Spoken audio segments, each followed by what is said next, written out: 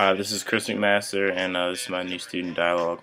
I listened to The Danger of a Single Story, and I thought it was really interesting. I'd actually heard the story already, and it's really important for college students and for everybody to have more than a single story. Because I don't know, if you go to Clemson, you might think that the Clemson experience is the only experience that you'd ever have as a college student, which is completely false.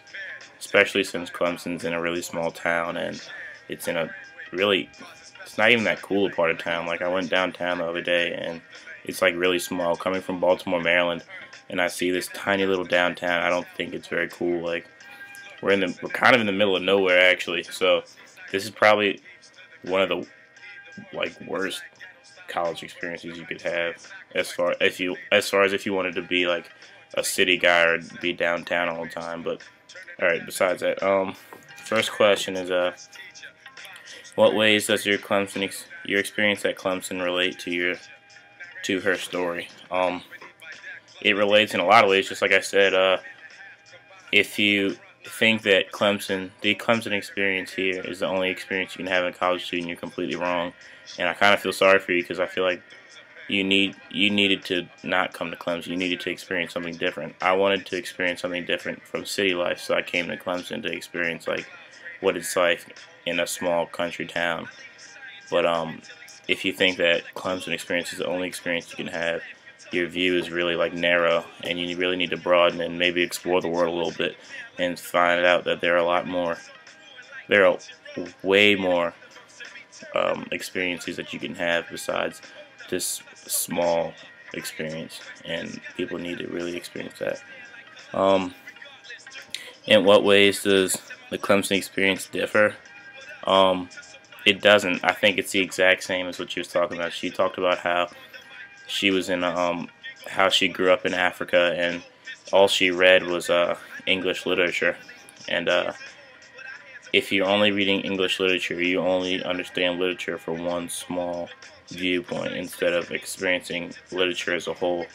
And that really held her back as she tried to write stories from a young age. She could only write about white English children instead of the black children that she had grown up with and become accustomed to, that she actually knew more about.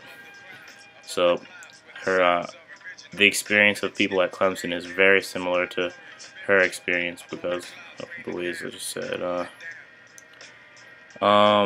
Is dialogue important to Library 100? Yeah, I think so. One of the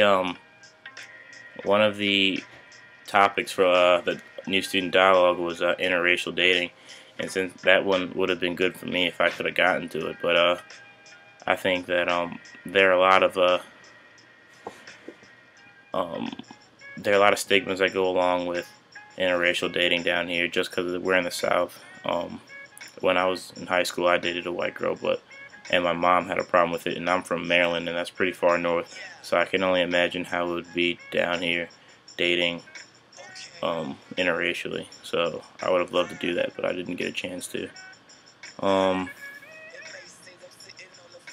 Do I see dialogue as a useful tool for my Clemson experience? Yes, definitely. I think that talking about issues is the only way to move forward. And if there's not even any discussion about it, then how can you ever progress?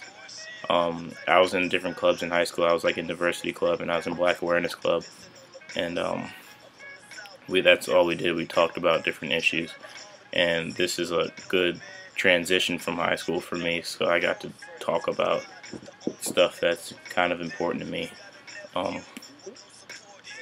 Yeah, that's about it. I don't really have much more to say. Clemson's pretty cool, I guess. I don't mind it. Wish there was more to do downtown. I wish there was like a club or something, but there's not, so not much to do. It's kind of fucked. But guess it'll get better when I meet some more people. I haven't met that many people. I'm in my dorm a lot. And my friends dorm a lot. I have a couple people here from my high school, so I haven't gone out of my way to meet people as much as other people have had to, because I already know a bunch of people already, or I have like a main group already, so there's no point in rushing out to find a best friend or anything.